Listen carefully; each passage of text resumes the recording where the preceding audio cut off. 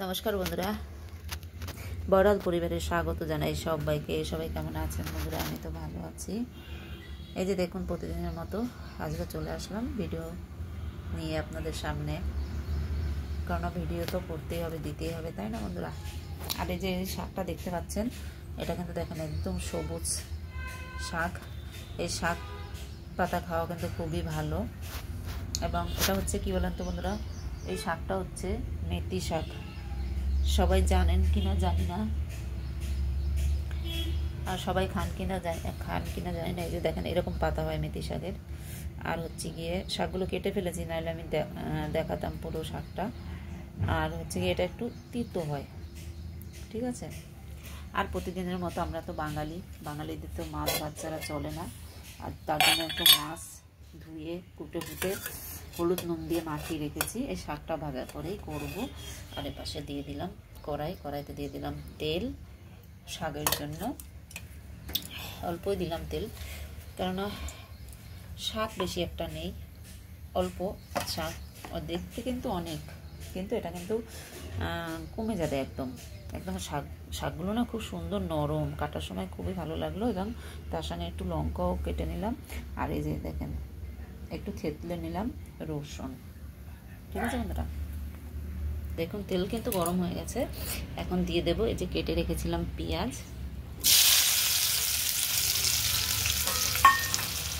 লঙ্কাটা দিতে ভুলে গেলাম, হাতেও নিলাম এবং দিতেও ভুলে গেলাম দেখুন। এবং থেতো করা এই যে রসুনটাও দিয়ে দিচ্ছি।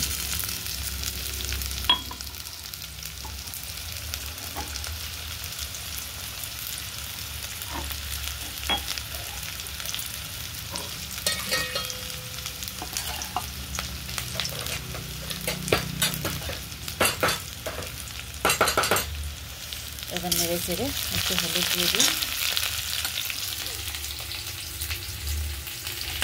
যে রাখা আছে হলুদ, শাক তো বেশি হলুদ দেবো না, অল্পই দেবো, সামান্য হলুদ।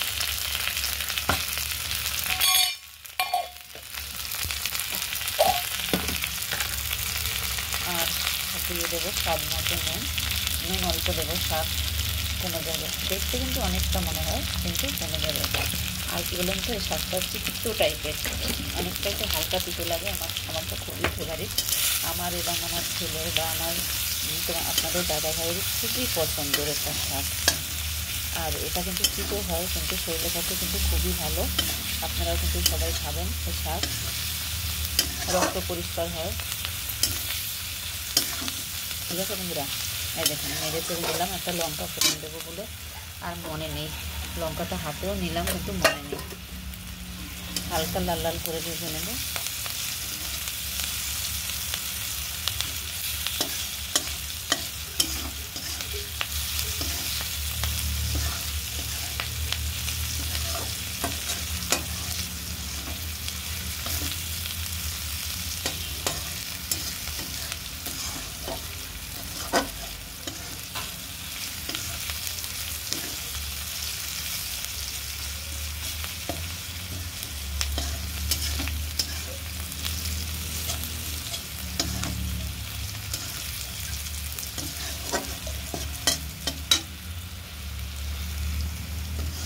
এই যে দেখুন হয়ে গেছে ভাজা, কিন্তু দিয়ে দিলাম একটু কাঁচা লঙ্কা।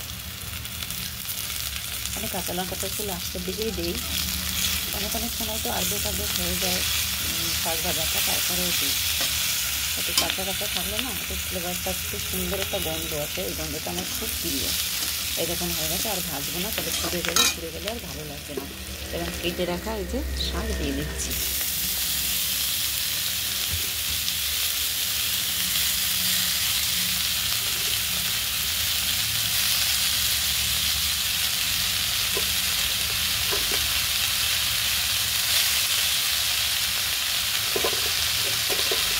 অল্প অল্প করে সব শাক দিয়ে দিলাম। এই যে দেখুন বন্ধুরা, শাকগুলো কিছু দিয়ে দিলাম এবং নেড়ে চেড়ে একদম মিশিয়ে নিই ভালো করে, সুন্দর করে। খুন্তিটা কিন্তু গরম হয়ে গেল, খুব খুন্তিটার ভিতরে দেওয়া ছিল তো, এবং আগুনের পর তাপে গরম হয়ে গেল। ভালো করে নেড়ে চেড়ে মিশিয়ে নিই।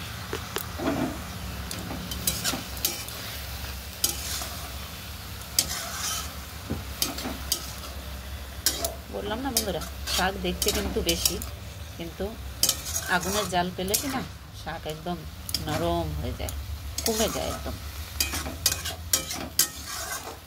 শাক থেকে দেখেন কতটা জল বেরিয়ে গেল।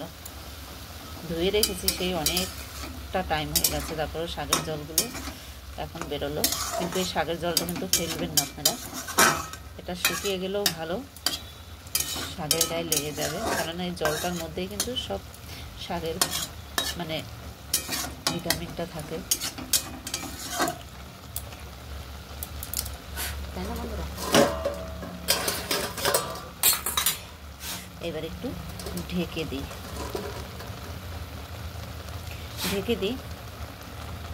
এবং সিদ্ধ হবে। এই যে দেখুন ঢেকে দিলাম।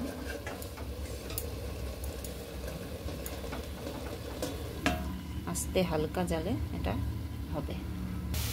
এই যে দেখুন বন্ধুরা, অলরেডি আমার শাক ভাজাটা কিন্তু হয়ে গেছে, খুবই সুন্দর, একদম নরম হয়ে গেছে শাকটা, আর দেখতেও খুব কালারফুল লাগছে। কিন্তু বন্ধুরা, কে কে ভালোবাসেন এই শাক খেতে, মেথি শাক, একটু কমেন্টের মাধ্যমে কিন্তু জানাবেন। আমার তো খুব প্রিয়, আমার ঘরের সবাই খুব প্রিয়। ঠিক আছে বন্ধুরা, বাই। এবং দেখেন আপনাদের সামনে কিন্তু আমি তুলে ধরছি, এবং এরকম নতুন নতুন ভালো ভালো ভিডিও পেতে হলে কমেন্টের মাধ্যমে জানাবেন, এবং আবার আর আমার একটু পাশে থাকবেন সবাই, এই আশায় রইলাম। সবাই ভালো থাকবেন, সুস্থ থাকবেন, আর সবাইকে রাধে রাধে, হরে কৃষ্ণ।